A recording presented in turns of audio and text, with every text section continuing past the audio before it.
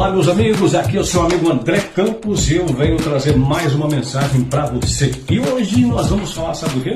Hoje nós vamos falar de preocupação. Você está preocupado? Então pega a visão espiritual aqui dessa mensagem que está espetacular. A preocupação é como uma cadeira de balanço, sabe? Ela te mantém em movimento, mas não leva a lugar nenhum. Essa afirmação é muito precisa, sabe?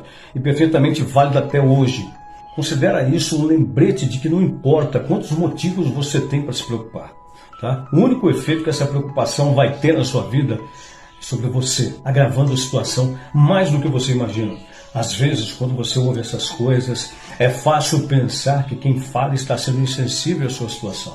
Né? É fácil acreditar que quem o aconselha nunca passou por isso, por que você está passando. Você pode até estar certo, tá bom? Mas não se trata de alguém simpatizar com você. Se trata da verdade, mesmo que ela venha da boca de uma criança. Médicos, líderes espirituais, profissionais de saúde mental, sabe? E todos os que lidam com saúde, espírito e psicologia, eles continuam alertando essa coisa da preocupação.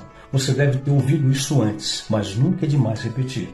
A preocupação mata mais do que ela complica. É muito triste e perturbador e que muitas pessoas preferem estar cercadas de gente com pena delas, sabe? Do que por pessoas que desafiam a deixar de se preocupar ou se lamentar, meu. Não interprete mal, tá? Não interprete mal. Você pode até lamentar suas derrotas. É claro, mas você deveria viver dessa dor de uma maneira diferente, sabe? Condenar. Isso é condenar a si mesmo, sabe? É um desperdício de vida. Quando o rei Herodes decapitou João Batista, a Bíblia diz que Jesus se separou da multidão por um tempo. Embora tenham encontrado mais tarde ali, ficou claro que Jesus queria o quê? Jesus queria ficar sozinho. João Batista não foi apenas um profeta, ou alguém que batizou Jesus, ou comissionou o seu ministério. João Batista era primo de Jesus, cara. Eles não tinham apenas um relacionamento espiritual, tá entendendo? Eles também tinham um relacionamento familiar. Portanto, sua morte tocou Jesus de uma maneira excepcional. Porém, Jesus não perdeu tempo lamentando a morte de João Batista, ou começou a se procurar se Herodes iria prendê-lo em seguida, ou, na verdade, muitos filhos de Deus hoje teriam pensado assim, dessa maneira. Herodes, mais tarde, voltou sua atenção para Jesus. Sim, voltou, mesmo antes de finalmente ter a chance de conhecer Jesus durante seu julgamento. No entanto, Jesus nunca temeu por sua vida, nem mesmo uma vez sequer. João capítulo 10, versículos 17 e 18 diz assim, olha só. Por isso, Pai me ama, porque eu dou a minha vida para reassumir. Ninguém a tira de mim, pelo contrário, eu espontaneamente a dou. Tenho autoridade para entregar e também para reavê-la. Este mandato recebi de meu Pai. Jesus, ele estava muito confiante em sua segurança, tá entendendo? Não deveria também aqueles que afirmam crer em Jesus estar tão confiante na proteção e preservação, sabe, que tem nele? Eu sei que a preocupação pode fazer com uma pessoa, meu, e com um cristão. Você pode ter motivos para se preocupar com seus filhos, com a sua segurança, sua saúde, com suas finanças ou qualquer outra necessidade em sua vida, tá entendendo? Mas você sabe o que causa preocupação no ser humano? É a informação. É a informação. Sua atenção às informações diante de você é um elemento precioso, sabe, influente na sua vida. Deus, ele sabe disso. O diabo também sabe disso. E você também deveria saber disso, tá entendendo? O que cresce dentro de você dependerá de quais informações você presta atenção constantemente ao longo do tempo. Você sabia que se ouvir constantemente como as coisas estão indo bem na sua vida, você estará sempre de bom humor? Sabia disso? E é verdade, meu. Você quase sempre se sentirá bem se continuar ouvindo sobre o quão bem sucedido você é e quanto lucro ou conquista você consegue diariamente, sabe? A sua saúde vai melhorar, você não ficará mal-humorado na maior parte do tempo, você estará disposto a estender a mão ao amigo, a qualquer pessoa que você vai encontrar diariamente, porque por causa das informações positivas, tá entendendo? O salmista escreveu assim, que quando Deus quer curar ou libertar o seu povo, ele envia a eles sua palavra. Salmos capítulo 107, versículo 20. Né? Olha só. Enviou-lhes a sua palavra e os sarou e os livrou do que lhes era mortal. Esse é o poder da informação. Quando um indivíduo com problemas ouve que a ajuda chegou, o fato é instantaneamente aliviado e ele se sente bem melhor, mesmo que o problema ainda não tenha sido totalmente resolvido, sabe?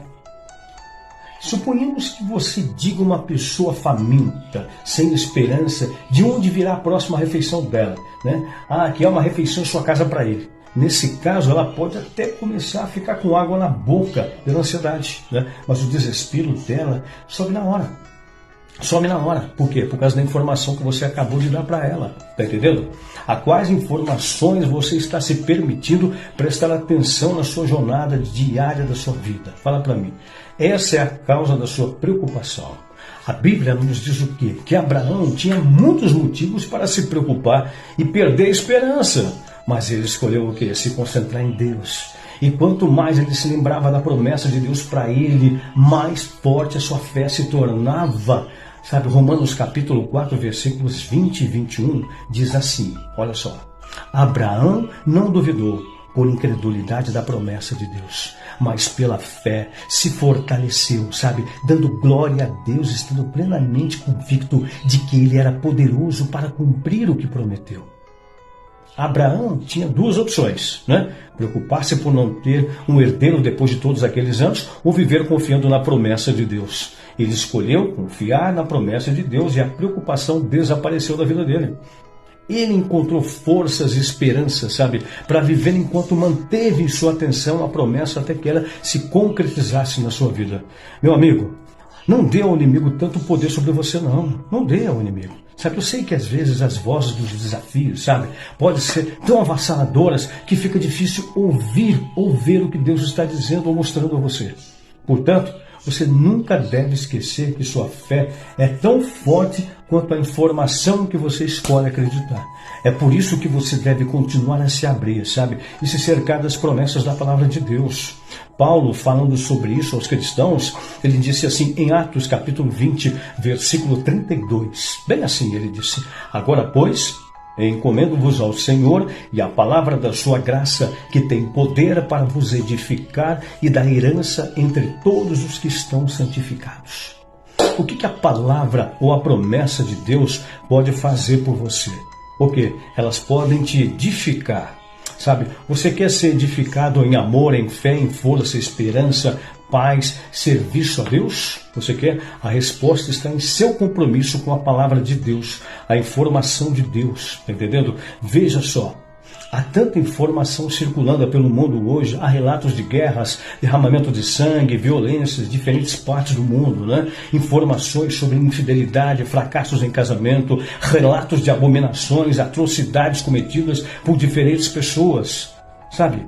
Várias exibições de sistemas políticos e de injustiça falida e desordem em todos os lugares. Informações sobre doenças, dificuldades, mortes estão por toda parte do mundo. Todos agem de uma forma ou de outra. Sabe hoje por quê? Por causa do tipo de informação que ouvimos continuamente.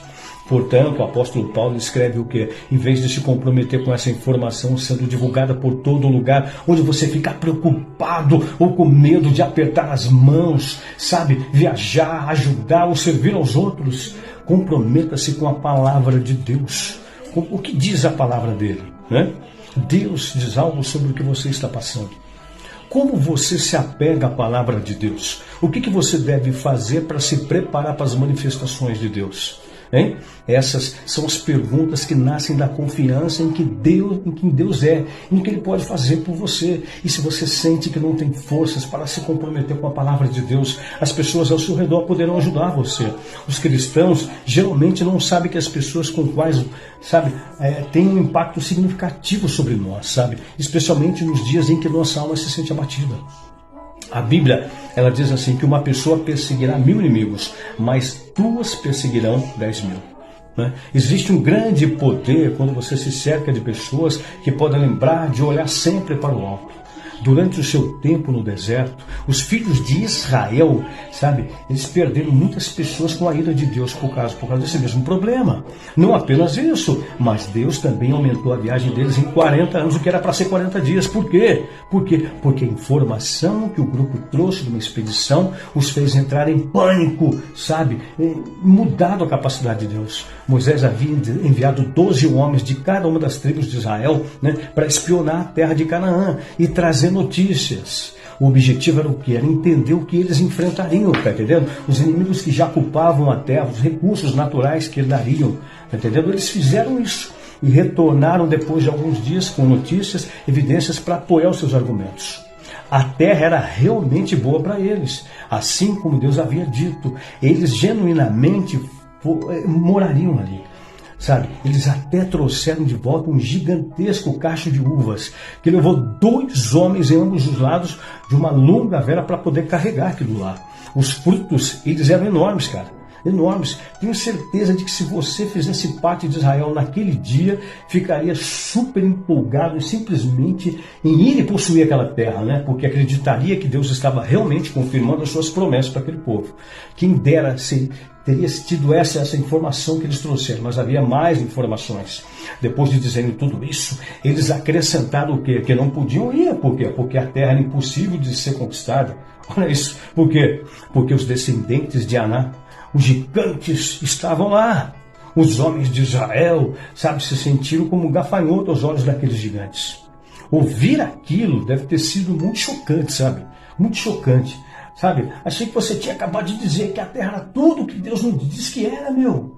Eu pensei que você apenas mostraria todas as possibilidades que nos esperam lá. Você disse que Deus havia abençoado a terra, sabe? Não foi isso que você disse. Por que então você está dizendo todas essas coisas para nós? Sabe, isso começou a causar medo e pânico entre os filhos de Israel. Lembre-se, essas foram as palavras vindas de pessoas que estiveram lá. Então não era como se estivessem blefando, entendeu? De fato, era motivo suficiente para se preocupar.